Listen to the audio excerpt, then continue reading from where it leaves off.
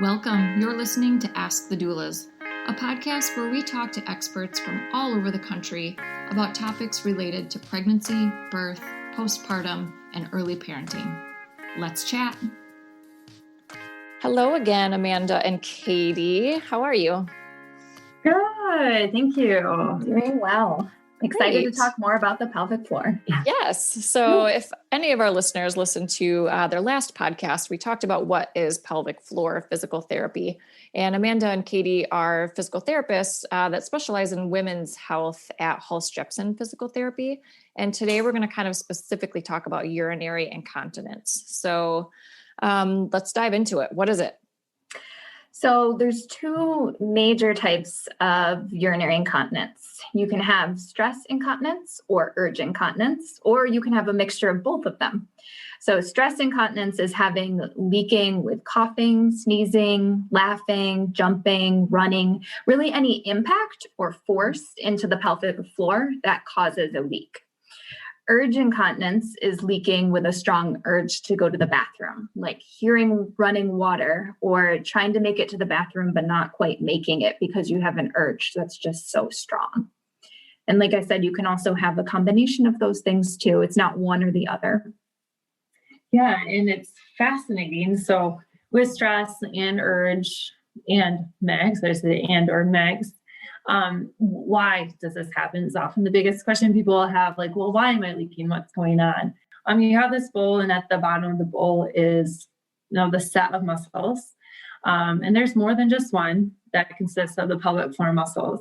And they span from the front of your body to the back of the body. So kind of the hard pubic bone, it's called, in the front of your pelvis to your coccyx. So they kind of create this, or trampoline, I guess you could say. That's really unique for a set of muscles to do. Typically a muscle would maybe be in the front and then another muscle in the back, like your bicep and tricep, your quadricep, your hamstring. But the pelvic floor goes from the front and back. It's all in one. Kind of like your diaphragm, where it splits you in half. And why I'm talking about this and we're talking about incontinence is because these muscles and the diaphragm, this pressure system that's going on, it has to really work together. So this trampoline that's holding everything up creates a pressure, and it also kind of squeezes around the openings, like your urethra where urine comes out of. If those muscles don't squeeze around that urethra, well, that is just a freeway for urine to go through at all times. So you have your bladder above your pelvic floor. And that bladder, when it gets full, it wants to activate, it wants to contract. Well, if you are at Target or out to dinner, let's say, and you don't want to go to the bathroom quite yet, and your bladder wants to contract, well, the pelvic floor should do its job and squeeze around the urethra and create a pressure that's greater than the pressure of your bladder, and you should be able to sit for a little bit longer. But sometimes those muscles don't work very well. And they are weak or too tight, and that urine basically will escape. The bladder wins. So it's all about this kind of pressure system that goes on. And same with like when you take a jump, right? You jump, pressure goes down. The pelvic floor has to say, we are going to beat that pressure coming down. We're going to activate so urine doesn't come out. Well, sometimes that pressure that the pelvic floor can create isn't as great that it needs to be. And then you get that stress incontinence, we call it. And that's where, Alyssa talked about breathing. Why is that so important? And it seems pretty simple, right? Taking a breath. Well, when taught correctly, a breath plus thinking about your pelvic floor can be really helpful when you're struggling with incontinence and other pelvic floor dysfunction. So when you take a breath in, the diaphragm goes down. And I mentioned that the diaphragm and pelvic floor both cross the body. So if the diaphragm goes down, if the pelvic floor doesn't move, that creates a lot of pressure within your body. So when you breathe in, the diaphragm goes down, the pelvic floor should go down as well and just kind of relax and soften. And then when you take a breath out, the diaphragm goes up and your pelvic floor should lift a little bit. And this is something we love to teach patients. Basically, that pressure system, something happened where It's no longer working in that way. And you just have to relearn it. It's like riding a bike, hopefully. Sometimes it's a little harder, maybe you're rollerblading or something. But basically getting that ebb and flow of the diaphragm and pelvic floor. And some people, when they're here, we teach them and they feel it. They got it. Others takes them a week and they come back and see us and say, oh, it took me a couple of days, but now I can start to feel that difference. And then we use that to basically help with the incontinence issues. Like, hey, when you take a jump, let's have you breathe out. That will help lift that pelvic floor. And that's what's fun training people here at the clinic to basically use a breath, use a pelvic floor activation, or use a breath to actually relax that pelvic floor if it's too tight. Yeah, so the pressure system that Amanda just talked about is really important for the stress urinary incontinence, that jumping, any sort of impact like coughing, sneezing, being able to relate that pelvic floor and diaphragm together. For urge incontinence, looking at how the brain and bladder connect is super important. So with urge incontinence, sometimes we feel the need to go to the bathroom when we really don't need to. There may be a strong urge, and then when we get to the bathroom, there's not much urine that comes out. When this happens, there's often a disconnect between the brain and the bladder. The bladder is telling the brain that it's full, and emergency bells go off, and your brain says, we need to get to the bathroom right now. But really, the bladder may not be full. And so we can calm those signals to the brain and lessen that sense of emergency. And so one of the ways that we can figure out what's going on and see if we need to kind of work on that brain-bladder connection is having a patient fill out a bladder diary. Mm-hmm. So a bladder diary is just basically something you fill out for 2 or 3 days, and you just write down what you eat, what you drink, how many cups of fluid you're drinking. And then when you go to the bathroom, you write down what time you go to the bathroom, and you just count how many seconds your urine stream is. And then you can bring those that information back to us, and we can look at it and say like, hey, does this look like normal activity, normal habits? Or does it look like we maybe need to look at that brain-bladder connection and retrain things a little bit? We like to see people going to the bathroom every 2 to 4 hours. So if you're going to the bathroom every hour, then that's something that we can work on, telling your brain, your bladder, hey, things aren't quite full yet. Let's see what we can do to not go to the bathroom, even though we feel like we need to. And that bladder diary can also, we get to look at what you're drinking, what you're eating. And so we can see if there's anything that might just be irritating your bladder and making you feel like you need to go too. So for example, coffee, citrus juice, alcohol, spicy foods, and many others can be irritants to the bladder. And maybe even just cutting some of those out or reducing the amount of coffee you're drinking might be enough to make your bladder happier and you not feel so much urgency and frequency in needing to get to the bathroom. Yeah, that's a huge piece. I have a lot of women that I go through and say, hey, yeah, what kind of fluid are you taking in? And it might be like, oh, I have soda every day, and just cutting that back. Oh, it helps so much. Or even looking at the acidity in your coffee. I know like low acid coffee, I think can be beneficial, definitely for the bladder.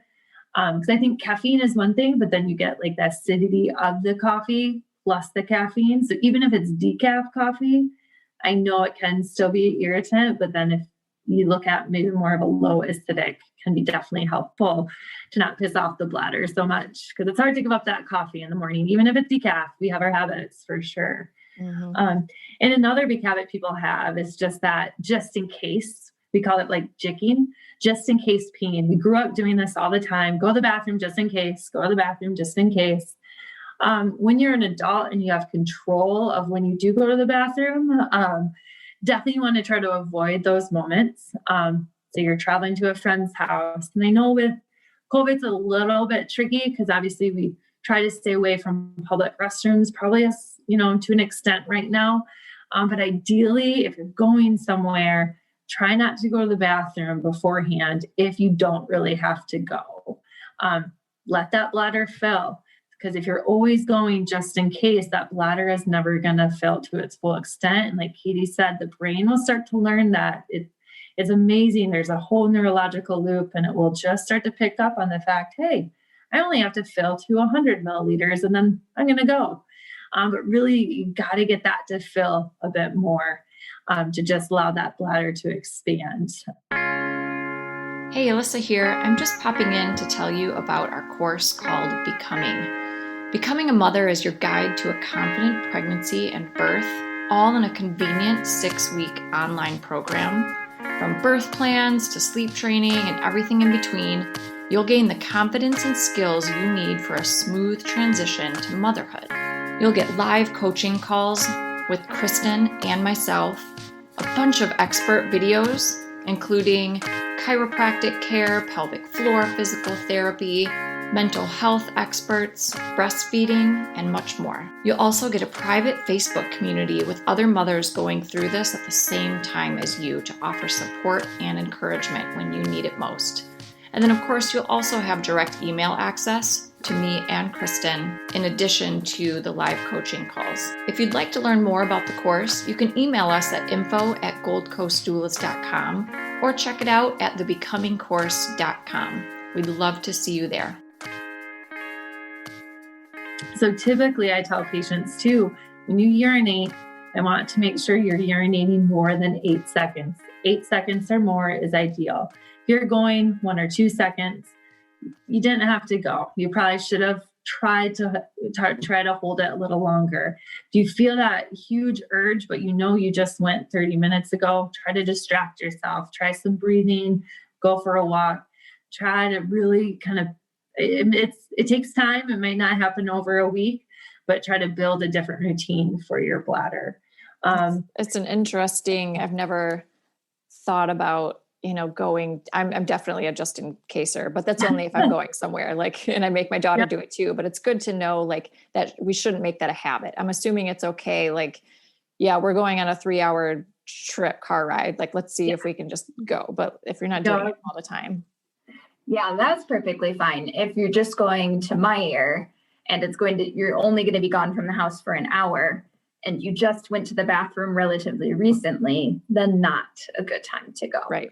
Of course, anytime, if you're leaving the house and haven't gone to the bathroom for 2 to 4 hours, please go. It's more about that 2 to 4 hour window that we really like to hit so that you aren't constantly spending your life in the bathroom. So my mother is 71, I think, and I don't even know if she can make it an hour without using the restroom. Do you work with older women too? And do you see what kind of results do older women have? Yeah, definitely. I've treated multiple elderly females, and I would say the results take a little bit longer just because I think there's a lot of retraining and basically I find strengthening is a little bit more in the elderly population. That pelvic floor has just kind of lost its integrity a bit. And I can't say that for everyone, but the females I've treated, it has been more getting that contraction and strength. I think the biggest results I have seen though is the behavior piece really helps. So just saying, hey, see if you can distract yourself, try some pelvic floor activations and breathing and try to go 15 extra minutes. Try to hold it 15 extra minutes. And I've also seen it really improve at nighttime. I know nocturia, urination in the night, having to get up and go. I've seen females really improve with that as well once they start to get control of the pelvic floor again, which is exciting because that's tough on the whole body and whole system when at night it keeps waking them up. That's actually the biggest area that I saw improvement was I would always have to wake up once in the night to pee. And, I'm a sleep consultant and sleep is my number one thing, right? I want a full night's rest. And when I have to wake up to pee, sometimes my brain just turns on, it is on and it is so hard for me to fall back asleep. And then my whole next day is just off. Mm-hmm. So literally when I remember to do these exercises, I sleep all night. I don't wake up at all and I pee in the morning. So that is the number one. I really haven't because of COVID, I haven't jumped a whole lot lately. I haven't been to the Y. So I don't know how good I am in that regard. But yeah, like just being able to sleep all night without getting up to pee is huge. Oh yeah, definitely.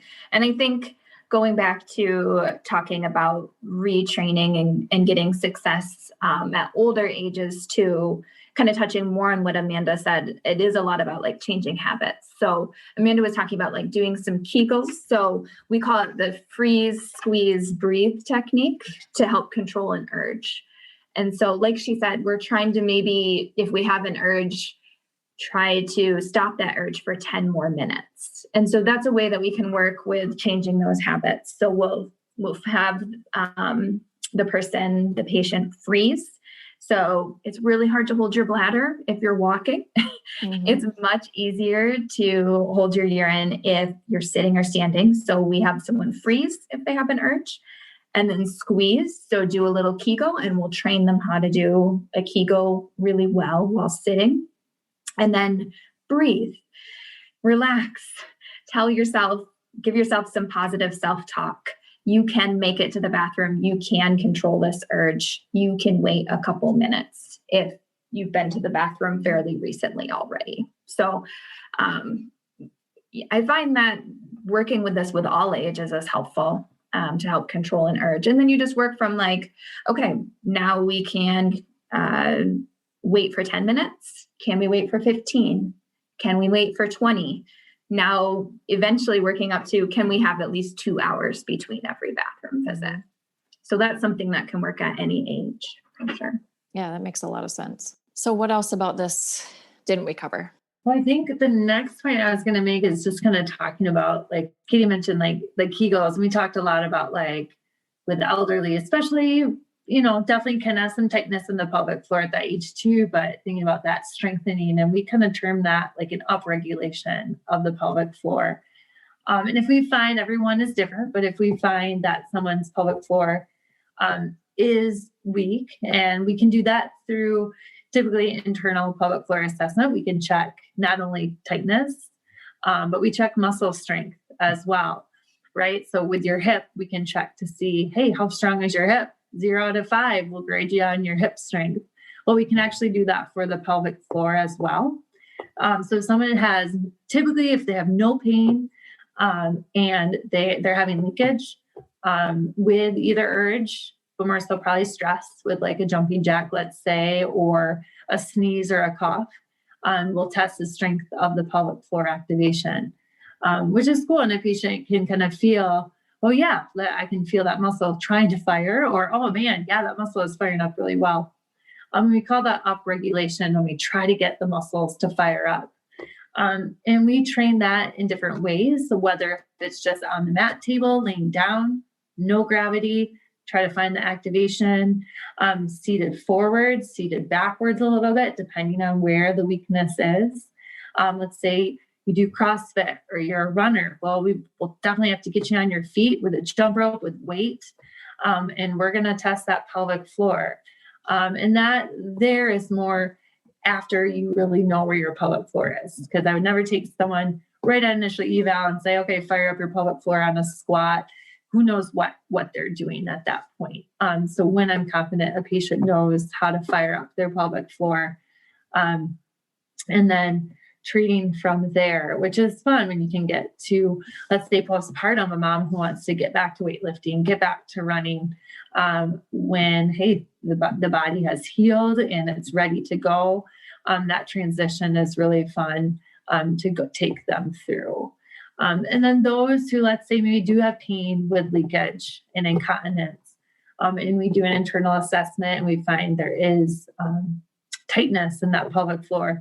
That's where some internal pelvic floor treatment, like manual releases. So if you think, hey, if you do a manual release on your upper trapezius because your neck is sore, well, it's gentle. It's more sensitive tissue of the pelvic floor. But yeah, we work through releases to try to get that pelvic floor to calm down.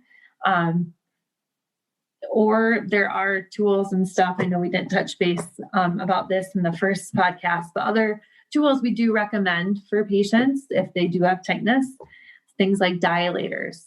that can be helpful to kind of stretch that pelvic floor outside the clinic, where they may see us once or twice a week. Well, there's, 6, 7 other days, not 7, 5, 6 other days that they can then at home work on stretching that pelvic floor, or tools like the pelvic wand. It's out there, like a trigger point release tool.